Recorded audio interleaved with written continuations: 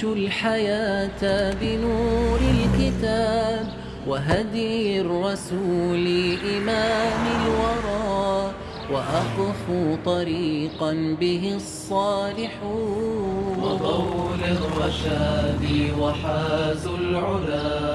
ففيه السعادة فيه الهناء وطيب المعاش ونيل المنى، وتصفو الحياة بهدي الحبيب. هلما فسر في ركاب الهدى.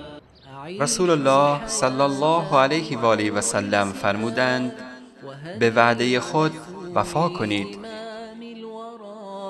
وأقفو طريقا به الصالحون وضوء للرشاد وحازوا العلا. أعيش الحياة بنور الكتاب وهدي الرسول إمام الورى، وأقفو طريقا به الصالحون وضوء للرشاد وحازوا العلا.